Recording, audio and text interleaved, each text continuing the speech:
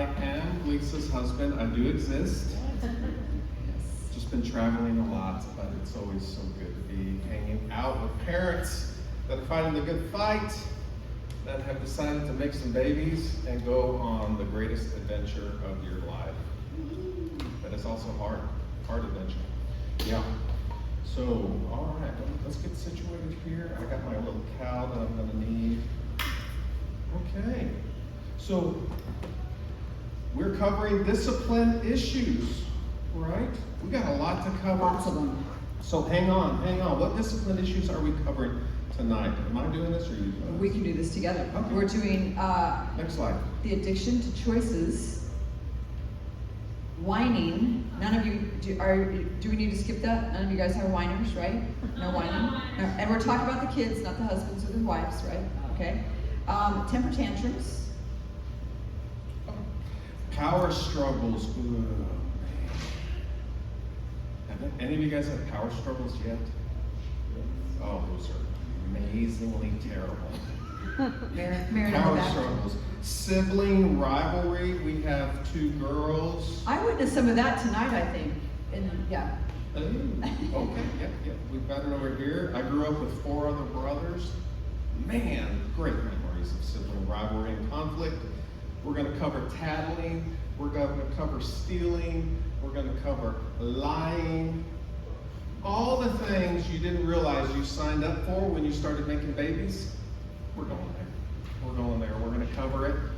We're going to give you guys high-level pro tips, mindset things in terms of how to approach these discipline areas.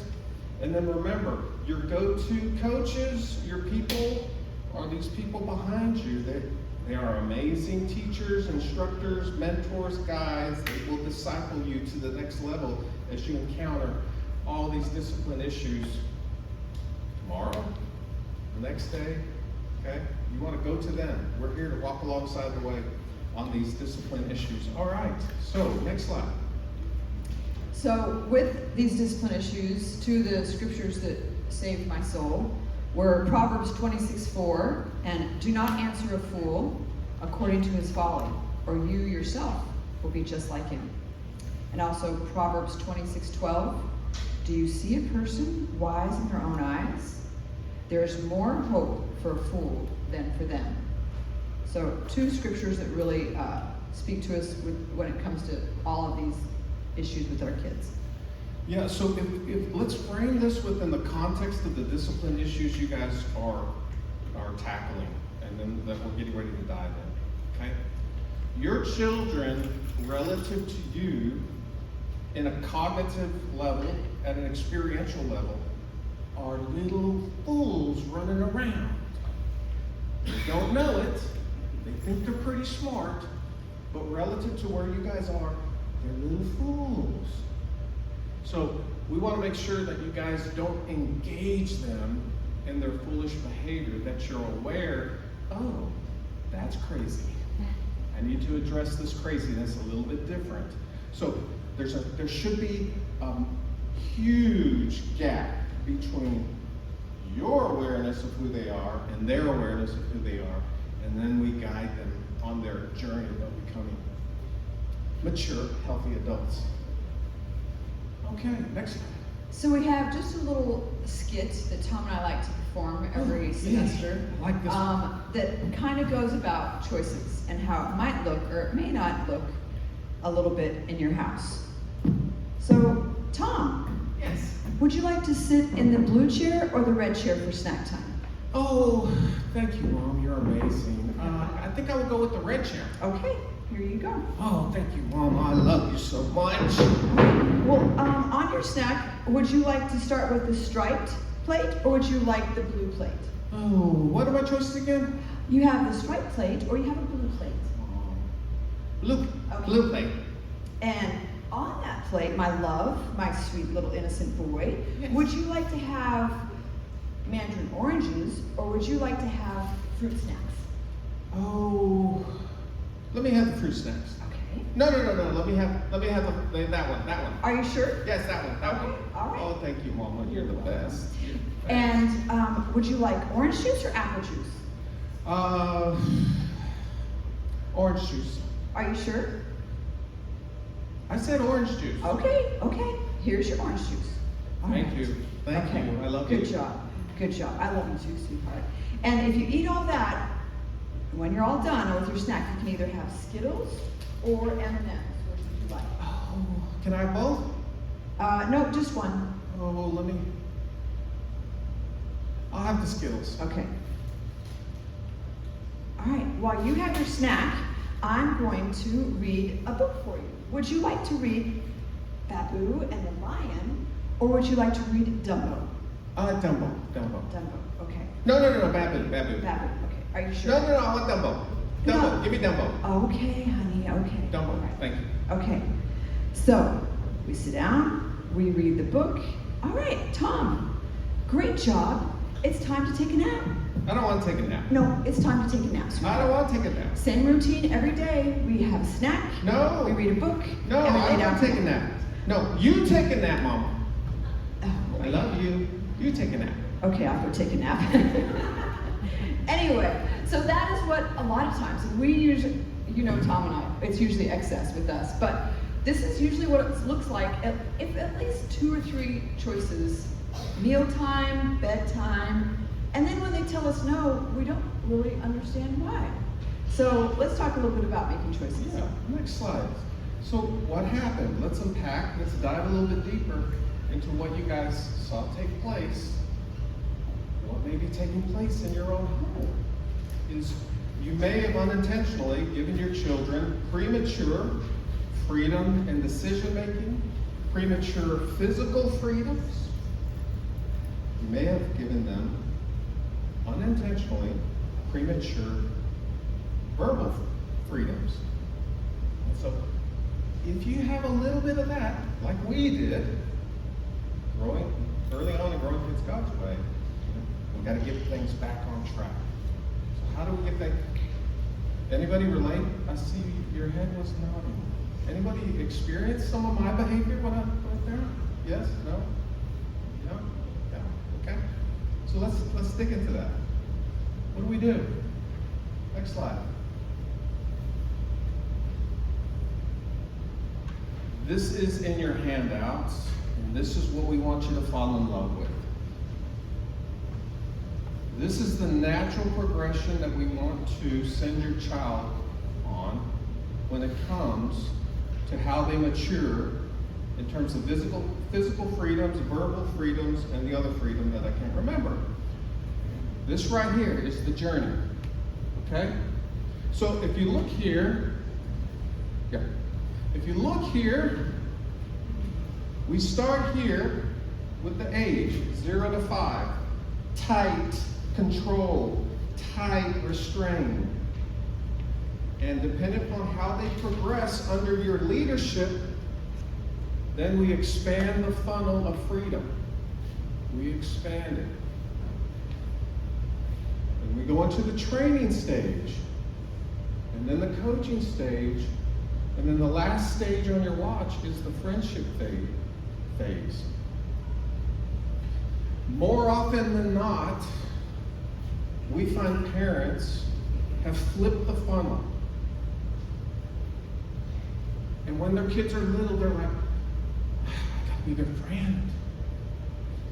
I gotta show them that I'm a friend, a loving parent, that I don't want to hurt their feelings.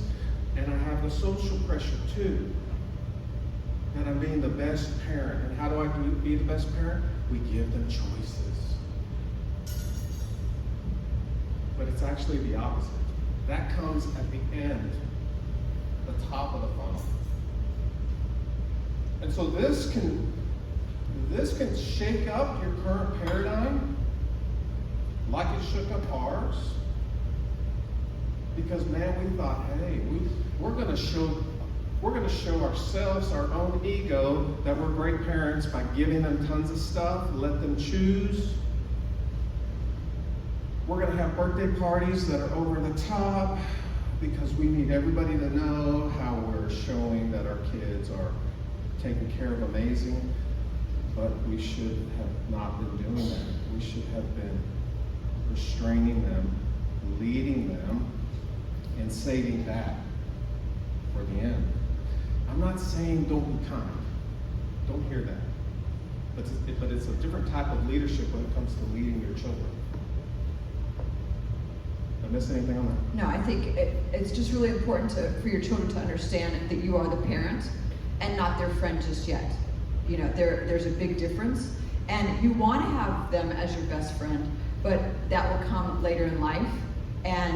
But again, when they reach those middle years, there's great discussion time with them. Certainly on a completely different level when you're just teaching them the basics of how to survive. You eat, you take naps, you go to school. There's structure, right? As you continue to go on, and there's more questions asked from your children, those kind of things. That friendship and communication piece begins then. But the freedoms, when there's less of the coaching and the teaching and the discipline, that comes when your kids are, 16, 17, 18, and ready to go out on their own. You obviously want them to have all those things in place so that when they do go out on their own, they can make wise decisions. And that is when you step back as their friend and say, go get them. You're gonna make mistakes, but I'm here for all of those when you come back. I'm here by the phone, whatever. But when they're little and in your house, you're teaching them the ins and outs and what it's like to not have a choice in the real world. So the next slide will illustrate the slippery slope that we want to make sure you don't go down. Okay? And as I mentioned, I've been traveling a lot for work. And the nice thing when you travel, you go to these hotels, and you have this desk that's the concierge desk. And they're there to serve you. And it's pretty amazing. Because you can go, I think I'd like some more water in my room. And you go over to the concierge desk and you say, can I have some extra water in my room, please? Well, what's your room number? Room number 205. Absolutely, Mr. Peregrino, we'll get you taken care of. Okay? The slippery slope you go down by inadvertently giving your children too many choices is they begin getting power, and in their little minds they begin thinking, you serve me. You are my servant, my concierge. And if I don't like what you give me, I'll throw a fit, I'll throw a temper tantrum. I'll tell you to go get me something different. I don't like that, I don't like that. And suddenly you're wondering, what happened? Next, I woke up one day and I'm their slave. Can you guys relate over there a little bit? Maybe I'm seeing some head nod. No. She says yes. It's yeah. So you look at that. The problem is your children cannot handle the power that comes with decision making. Too much power, too soon, but you ended up there. If you're there, you ended up there. It was good intentions. We get it. As a matter of fact, there's a whole parenting curriculum that teaches give them choices. Give them choices. We do not recommend that line of reasoning. We want to flip the funnel. Okay? So if you have symptoms where you're feeling like you're the concierge for your children, where you're running around all the time, worn out, you may have unintentionally done that. Too many choices, too soon. Okay? We want to move from restraint to freedoms. Again, the funnel shows we want to go from restraint, then give them freedoms. Right now you may be at freedoms, and then when they get older, guess what? It gets really hard to restrain them. And when we talk to adults that hadn't flipped the funnel in time or didn't see that in time, and now they have teenagers that have grown up with massive choices, lots of power, and then all of a sudden parents are just in triage trying to restrain them. And oftentimes it's too late. And it's a train wreck. We don't want that for you guys. Tom and I started growing kids when the girls were 7 and 8. So when we reached this lesson, we realized that we had children who were addicted to choice. And when we had to go back down that funnel and squeeze their ever-loving necks to more submission of not having choice, then once we taught them that we were the ones who were going to make the choice and they got to live with it, then we transferred them to in fact, not all the time, but maybe after church on Sunday, we didn't say, this is where we're going to go have lunch. We'd say, where would you guys like to have lunch? Or we'd talk about it as a family. So, and it wasn't like that every Sunday, but we allowed them to begin to make choices again once they realized, oh, I am not in control. This is mom and dad's decision. Of course, obviously, we still had the means to say, no, we're not going to 1890 for lunch on Sunday afternoon, or whatever. But I mean, we still refrained and treated them like it was a choice and a family decision instead of just their decision of where we were going to go eat. So you can, but it's easier when they're little and to bring them up gradually. But when you have to go back, there's a little bit of, dissension in the ranks a little bit. So, and we love that. That is going to be a little thing that you guys talk about in home as homework. You're going to have an exercise there, as we always leave you with an exercise. But work on first home obedience too. But this one is fun to retreat with some choices that you might have in your home. So, with choices and the lack of giving them any longer, you're going to see maybe a little bit of rebellion. So let's have this wonderful video of Marin and Jordan speaking about micro-rebellion. Jordan Marie, come here. Yes, ma'am. Come here. Good girl. Come here. No. Come here. Yes, mommy, I'm coming. Come here. Yes, ma'am. Come here. Come here. Good. Little rebellious A little Jordan. rebellious, but they're just teaching first time obedience. Obviously, that's what it looks like, right? And teaching her, come to mom when I ask, and she's still being rebellious, right? Did you have any question of whether she was being rebellious or not? No, she shook her head strong and from side to side, which is a macro rebellion. That was our oldest, McKenna. Huge macro rebellion. You knew when she was making a mistake, she'd let you know. It was quite obvious. We also had Hannah, our baby, who was a micro rebellion, who, if you told her, don't step over the edge, she would be like, okay. We would cook dinner and magically she would fall asleep.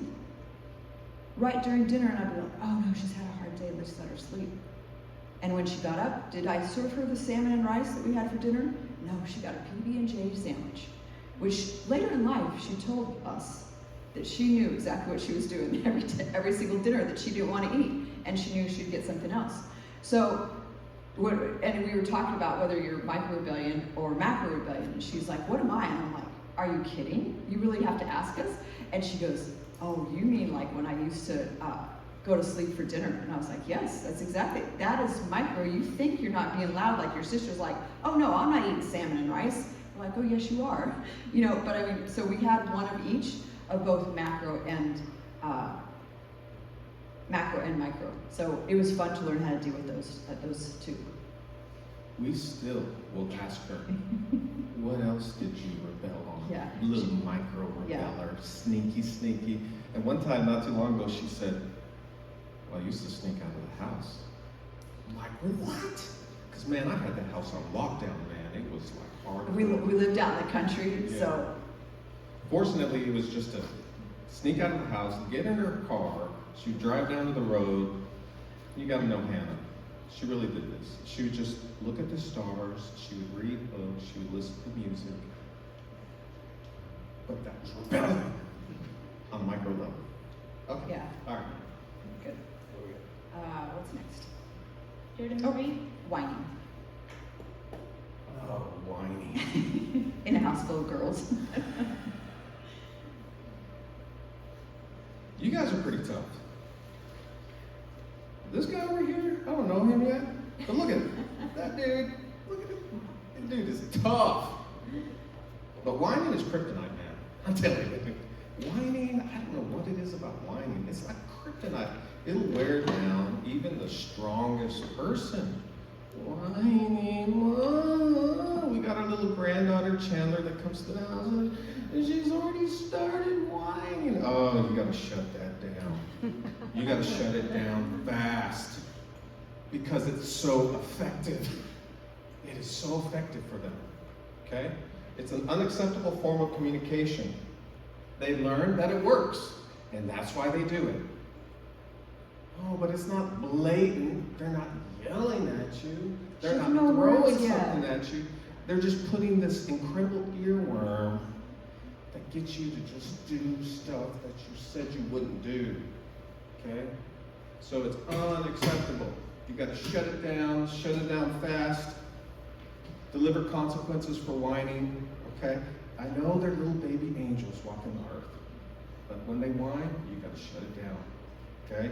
And when we say shut it down, so Chandler, he mentioned our granddaughter, she's 18 months, and obviously she doesn't have the vocabulary, right, to be able to tell you what is it she wants. So a lot of times we'll just say, show me, don't whine, show me. And so she'll go and she'll point and we'll repeat the word of whatever it is that she's asking for to try to teach her. So you have to, and because as they grow older, obviously their vocabulary grows, but you want to be able to say, use your words. Obviously right now she doesn't have words, so you're asking her to show you. So you want to say, use your words, and a lot of times you might have to say, hey, get a hold of yourself, because they're crying, they're trying to get a point across, or whatever, and they're just whining and tell you. And you can give them a timeout and just say, when you come to me with your words, we'll talk about this again. So just be very direct, don't let it continue. And so that's how to shut down whining. So also temper tantrums. Temper tantrums are treated a lot in the same manner. They're mostly malicious. I mean, again, she's 18 months, but our 18 months is you tell her no, and if she's tired, she will right out have a temper tantrum, which we let her try to gain control. And when she doesn't, we just put her in her room in a playpen type thing. And she will either get control and stop crying and go to sleep, which usually is the case at 18 months. But I mean, you can isolate them and just tell until they can get control. Or if you're in your home, you can walk off. A tantrum needs an audience. So if they're throwing a tantrum in the living room, go into the kitchen, go into your room. I mean, obviously you're not going to leave them there for 5 minutes, but they're going to look around and realize that you're not there and say, this isn't going to do me any good. And they'll get up and come find you. And so then you talk them through that. Okay, now that you've calmed down, what is it that you need? And walk them through that as well. So it needs an audience, the isolation piece. Older kids, don't try to argue with them or reason with them. We've taught first time obedience and the discipline flow chart. You can go back to your discipline flow chart and just say, is this the first time we've talked about this? Is it the second time? And you say, remember last week when we talked about this situation? What did mom suggest? What did dad suggest? And you walk them through and they're like, oh, okay. So you're teaching them again how to handle the situation. But whining and temper tantrums are not the way to get a point across. Can I add a little bit to that? Of course. Okay. So we're going through this all over again with our grandchild. I mean, she's what, 19 months now? 19 months? So right here, we'll say no, and she'll do this. She'll go, and look at us. That's a temper tantrum. And then I'll say no, and she'll look at us, and so we just walk away. We walk away. Because he's laughing. Yeah, because we see it now. When our first time around, we were like, what is happening? Why is she going crazy? And then another thing that Chandler does now, as a temper tantrum, is, we'll say no, or we'll move her, and she'll just find the nearest object and go, bang! Hit her head right on it. Could be the ground, could be a wall. It is the funniest thing, and I just walk away. She's ended with a couple welts on her head a couple times, but she usually only does it once, but Okay. we might be watching from around the corner as she throws her fit. Exciting times, isn't it? Raising kids. All right, what's next? Power struggles. Oh, okay. Oh, man. Okay. So around 1996 or 1997, one of the greatest movies came out in the history of movies. It was Independence Day. And I say it's a great movie because I love science fiction. It was going to have aliens and spaceships, and I'm all about aliens and spaceships. And so our girls, they were maybe 2 and 1.5 or whatever they were, real young. Man, it was just, we go to the movie theater, sit in the perfect spot with the best sound, and we get ready to watch Independence Day. During what we think is going to be nap time. They sleep this time of day every day. So we're going to get in there, it's going to get dark. Yeah, you planned it well. Well, at that time, McKenna said, no, I'm going to lose my mind in the movie theater. And she just started losing her mind, screaming. So I picked her up, I took her into the hallway, and we went toe to toe. I went toe to toe with a little 2-year-old. I had her in the up against the hallway, holding her arms and then her legs, and just exerting all. I mean, I was going to win. It was ridiculous, guys, if you were to see that. It was ridiculous. That's full-on power struggle when we should have never had a power struggle. Okay? And so be careful that when your children try to engage you that way, don't touch the stove. And they're looking at you like, come on, see what you got. I told you don't touch that. And you're like, if you touch, and you just lose your mind, and Zach's eyebrow just pops up. Don't go toe to toe in a power struggle. Isolate them, get out of there. Let them lose their minds some other place. Don't engage them. You're getting into a boxing rink with a little itty bitty kid, and you're like, man, I'll show you, I'll kick your butt. You don't need to do that. They're fools. You're not fools. Don't engage. So the right thing we should have done, which Hannah was sound asleep. I was watching the movie. It was great. I thought for sure he was just, a few rows back against the wall watching the movie, but no, he was having a power struggle out there. I watched the entire movie, walk out, and he is just like fuming. That was before cell phones, so I didn't, otherwise I would have gotten one saying, get out here now. So, but the two things is that we learned, we didn't approach it with wisdom, like, we're the parents here.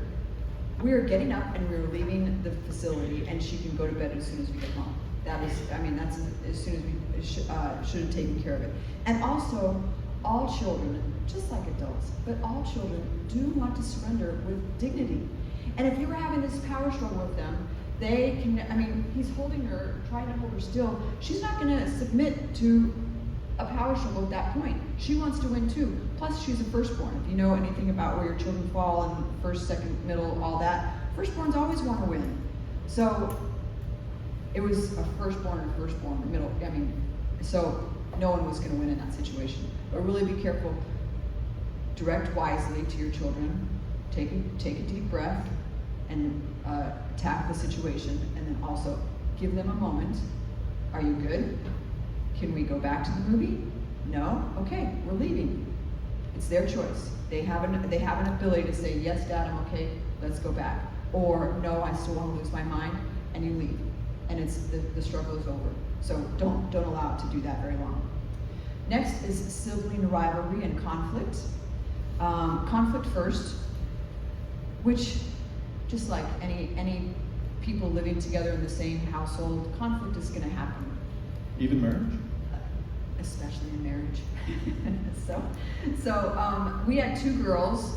They were only 18 months apart. We just knew that's why we didn't have a third, because we were afraid we were gonna have another girl, and 3 girls in the household along with Mom was not gonna end up well. But we knew that there was gonna be power struggles, and God is so awesome in the fact that He gave us 2 completely different personalities, and we were able to get away from some of that.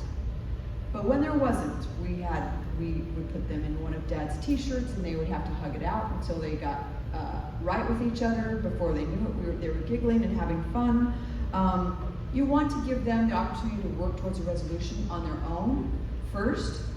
Usually these start to happen, can be very early, but again, you're teaching them early how to get along with their brothers and sisters, and as they continue to grow older, you're giving them solutions. This is how, I mean, you want to teach them, right? Because in marriage, there's conflict. So if you're not teaching them how to get along with their brothers and sisters, they're not going to know how to get along with a spouse at some point. So you want to teach them very well how to get through conflict and have resolution, which is another in a couple of weeks. But you definitely want to teach them that. And then also rivalry. And I think one of the things that we did for rivalry, because our girls were so different, McKenna was into theater and music, Hannah was into sports. One of the things that we always did as a family, and it was never a question, is that we always went to each other's occasions. We went to Hannah's games. McKenna had to go with us. She loved to support her sister. She loved to cheer for her sister. Hannah always went to McKenna's theater productions or musicals or whatever. So as our part of our family identity, we wanted it to be that we as Peregrinos support one another. And unless there's a job or something, you know, or you're sick, we are always going to be there to support one another. So it wasn't like, hey, you know, I don't want to watch my stupid sister play basketball. No, your sister is a baller and you're going to go watch her. Just like she comes to watch you. So, I mean, you want to encourage that. Also, we did a lot of one-on-ones with our girls. Our two-on-one, we would take McKenna out for dates with her. We'd take Hannah out for dates with her so that they individually had time with us. I think that's important, to find care for your other children and spend time with each one of them individually. That way they're never feeling like, oh, you spend more time with Hannah than you do with McKenna. Oh, you spend, you know, and vice versa. So find time to, you know, bedtime is always a good time. Sit and talk with both of your kids. Draw things out and talk to them. But date nights with your kids, whether you have a boy and you can go out with your son, or a daughter, you can go out with dad. So, I mean, those kind of things are just important to make sure that you're spending equal amount of time with the difficult kid as much as the easy kid. So, I mean, keep that. Yeah, it reminds me of Scripture. Scripture says, raise up a child in the way they should go, and when they are older, they will not depart from it. So, as soon as you can, as they're developing, you know, part of the responsibility you have as leaders in your home is to identify their strengths, their weaknesses, what they're good at, what their spiritual gifts are, and guide them in that direction. That will also help reduce some of the rivalry. So just keep that in mind. Yeah, and those things, you can begin to see those probably in middle school, to see and guide them to their strengths. And so there's books on that. If your kids are in that age, we can help direct you in that direction. But I mean, you really want to see how God is working in their life and direct them in that manner. Okay, and tattling. We had 2 girls. Do you think there was tattling in our house? Yes, all the time. So again, just like with some of the other things we talked about, we encourage them to work it out first. Hey, this is a sister problem. Go talk it out with her. If you cannot work it out with your sister, then you both need to come to me. Okay? We also gave parameters of what you could tattle about. If it was, you know, an emergency, hey, McKenna's in there bleeding, yes, please come and tell me. I mean, there's those types of things. But if it's personality conflicts, just easy, you're really trying to get your sister in trouble, those kind of things, then whoever was the offender got in just as much trouble, if not more, than the child who was doing whatever was wrong, because she came with a malicious intent to hurt, to get her sister in trouble. So you would hope and teach through that and say, hey, you know what, the right thing would have been to do is probably to teach or to tell your sister, hey, I don't think what you're doing is a smart idea, and if you go ahead and continue this, I'm going to go talk to mom and dad, or something along. You want to tell them. You want them to work it out first, and then come to you. If they come to you first, then the offender gets in just as much trouble as the other. Health and safety are a big thing, and then unacceptable. If it brings them pleasure, the tattler pleasure, and there's no humility in it, there's just a wrongful heart situation there, and you want to kind of work through that with your kid. Again, that sibling rivalry, sometimes I felt like tattling within your children goes away if there's not a lot of sibling rivalry, if you're spending time with each child and those kind of things. So some of these things that we're talking about, they kind of fix each other as you practice and teach each one. Other things that you'll deal with, more than likely, is stealing. How many of y'all were young and remember the time you stole something? How many of you never stole anything? Good for you. It's a lie. You stole his heart. Yeah, I remember. Mine was a pack of gum. I ate the gum. I shoved it all in my mouth at the grocery store. My mom drove me back in. Had to talk to the manager. Never forget that. You guys probably never forget the first time you got in trouble for stealing. Okay. So if you look at some of the pro tips, you know, it's a graded offense. If your child steals a candy bar from the grocery store, how you handle that is different than if your child steals the keys to your car and drives somewhere with it. Different. Okay? So it's a graded offense. So you have to rely upon your own wisdom and discernment to determine how you attach the punishment to the offense. But regardless, stealing is bad. It brings, if it's within the family, it brings shame to the family. Okay? If it is stealing outside, it brings shame to the child. My bad. If it's outside the home, it brings shame to the family. So let me repeat that. Stealing within the family shames the child. Stealing outside the family brings shame to the whole family. Outside the home brings shame to the family. You know, we talk about family identity, how powerful your last name is. Okay? And when they steal outside your family, it tarnishes your name. And you want to come down heavy on that. That's my reputation in the community. That's my name. You're messing with my name. You want to hammer that hard. Okay? Some different things you can do. There's restitution. Okay? Even when they're little, you can make them pay, restore it. 4 to 8 times its normal value. Make them restitution when they're little. You make them work off what they did. They need to suffer. They need pain. Get those calluses on their character to make them strong and to remember, I will not do that again, because I associate now the consequences. When they're young, it's restitution and labor to pay it back. When they're older and then they got the money, man, you hammer them. You hammer them, where it hurts. We also did this with borrowing things within the family, or even borrowing a friend's pair of jeans or whatever. If something happened to those, we made the girls pay their friends back double, one to replace the pair they lost and one to buy a new pair. So they had to do that. Same thing within the family. If something happened, then we asked for them to pay restitution for the item that they broke or messed up. They washed the sweater in the wrong colors or whatever, and so we would make them do that. Obviously, some of those things aren't intentional, but it's also teaching them, hey, you ruined something of somebody else's, and it's your responsibility to take care of it. So you owe $15 for the one that they lent you, and you owe them $15. And if they didn't have a means to pay for it, then yes, we just came up with things at the house of things that we already paid. If we paid for a car wash and they would do the car wash, then we would give them the money that we would have paid to go get a car wash. Those if we paid for lawn mowing and they mowed the yard, then they got to do that. So I mean, there's things that you can find around the house, not their chores, not those, because they don't get paid for those already. That's being part of the household of making things work. But you can make a long list of things that they can do in order to make money. And surprisingly, as they continue to get older, they love those types of things, to be able to make money. So, all right, last one, lying.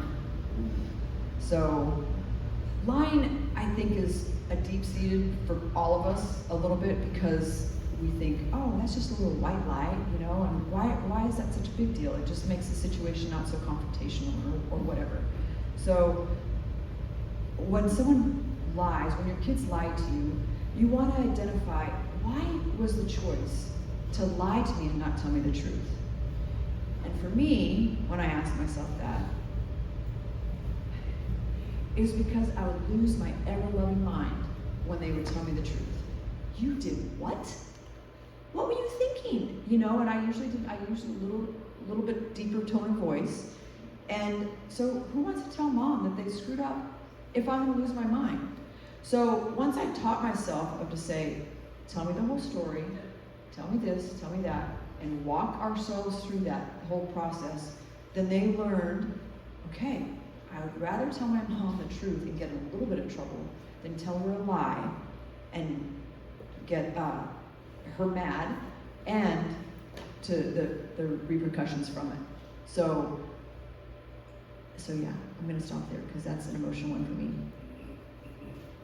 Yeah, guys, don't miss out on what Lisa just shared. Don't miss out. You're raising your children, but also you are also on a journey of being a better and better leader for your little organization. And I know at some point in time, you've probably worked for a bad boss. And you know what a bad boss looks like. And you probably left a job because you had a bad boss. And so this is an opportunity for you to give yourself an honest evaluation. What kind of leader are you? Like Lisa, on her journey, are you the type of leader that flies off the handle, which will amplify the probability of them lying to you because they don't want that type of reaction? What kind of leader are you? So this is also a journey for you guys. Much the reason why we started talking about couch time and all the benefits that come with that. And so, did you have something? I was just gonna say too, for me, when I think about lying, I also, if I go deeper into it, is how I was raised. And my father and mother both were very out there when it came to being perfect. My parents wanted to appear as a perfect family. So whenever you screwed up, there was huge consequences. And Tom and I, thankfully, got a hold of it that we would much rather be a very real family, and people identified more with that than being a perfect family. So that helped me really tone that down and say, hey, we all mess up. Let's learn from that. Let's move on. This is how we're going to do that. So it's really important to really identify where you might suffer from that. So what we want to do, what you guys want to do, is work on the opposite virtue. Okay? It is easy to be the backseat driver with your child. Shouldn't have done that. Nope, don't do that. I told you so. That's easy, and we would argue lazy. Those Monday morning quarterbacks, those backseat drivers, I've got one of my team members at work does that.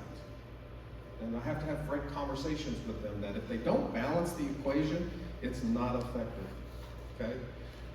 We got to focus on the opposite virtue. What's the opposite of lying? It's honesty. So you got to teach them what honesty looks like. You got to show that to them. Set up opportunities during couch time to demonstrate honesty. Point it out when you see someone being honest. If they're old enough, you coach them. Hey, did you see what they said? Yeah. They could have lied, but they chose to tell the truth. Train them, teach them, and then give them kudos, give them attaboys when they tell you the truth. Thank you. You could have lied, but you told me the truth. Nice. It'll just build up that virtue, that ethic within them. Honesty is great. Okay? Jealousy, you want to teach them contentment the same way. Consider the age, the motivation, and the overall characterization. If they are characterized by being honest, truthful, candid, frank, but then they lied, we're not legalists. Look for the characterization. And then correct that. So bear that in mind too, what we're looking for. And the lie of a 4-year-old is not the same as the lie of a 14-year-old. So you want to, again, you're teaching those things. Okay, we've got on purpose the next slide.